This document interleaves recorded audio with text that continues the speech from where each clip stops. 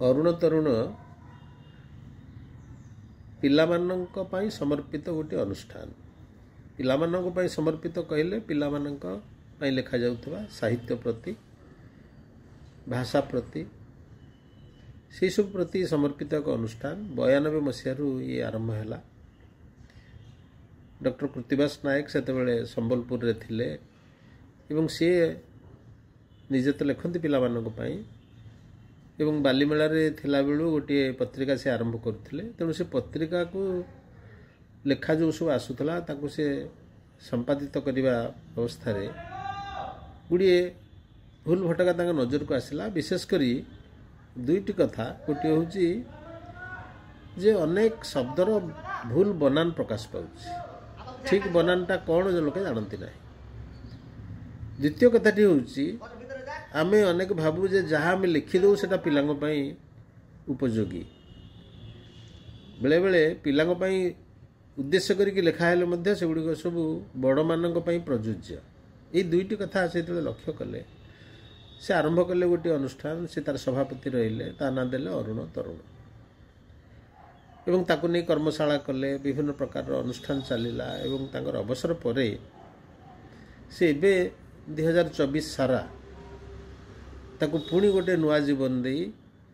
आलोचना क्रम आरंभ कले एवं वर्ष सारा 12टी से भली आलोचना सभा करेले। तापरे वर्ष सरिला परे 2025 रे एबे गोटे वार्षिक उत्सव कले। से वार्षिक उत्सव रे केवल आलोचना हला से कथा नुहे गोटे भल कथा हला जे दुई जण पुरुखा साहित्यिक को जड़े हेले हमर सामंतराय देवे ये वीरेंद्र सामंतराय भाई आउ जड़े होती हमर मनीन्द्र महांती जे पिलामानंक क्षेत्र में गवेषणा करी बहुत कथा कर वीरेंद्र सामंतराय भी तो बहुत काम कर दी जन को से पुरस्कृत कले। मो जानिबारे शिशु साहित्यर विकास पाई ताकू परिष्कृत करिबा परिमार्जित करिबा पाई व्यक्तिगत स्तर रे जड़े एमती काम करिबा ये गोटे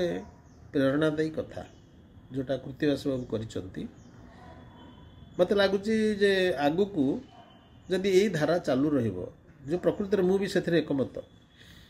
कारण आम जानूनु कौ बयसर पिला लिखुचु कौन लिखुचु पिला प्रकृति में उपयोगी कि नहीं आम निज आड़ू कहीदे जे यहाँ पिला उपयोगी पिला पचारिचु कि ये कथाटा होनी। तेणु से दिन जो सभा है मुझे जो वार्षिक उत्सव है मुझे उपस्थित थी आमर संस्कृति विश्वविद्यालय पूर्वतन कुलपति कमल कुमार मिश्र मध्य उपस्थित थिले। भल आलोचना है मोर गोटे मत रहा सेठी जे आमे जदि पण कला भलिया ता साथे जोड़ी न हबा मु शब्दटी लगेइथिली साहित्य व्रती हबा आमे विशेषकर पिला मानक पई कोटा उपयोगी हमर जोटा बर्तमान चाइल्डिज्म गोटे कॉन्सेप्ट डेवलप करिछि जे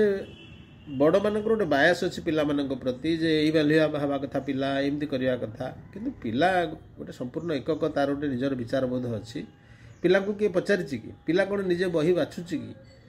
तेणु यही सब कथा को उपयोगी करने जदि अरुण तरुण आगु को पदक्षेप नब मत लगुच गोटे जुगान्तकारी पदक्षेप हम से विशेष भाव में कृत्यवास बाबू को एवं ताके साथरे जो माने सहयोग देइचंती से तो कहते निजे जे अरुण तरुणर सभ्य अरुण तरुण को एवं शिशु साहित्य को जे भल पाए सी तार सभ्य बा सभ्या तेणु ये गोटे व्यापक बा गोटे विस्तृत मनोभाव नहीं गोटे जो अनुष्ठान अरुण तरुण तार भविष्य निश्चित उज्जवल मत से लगुच।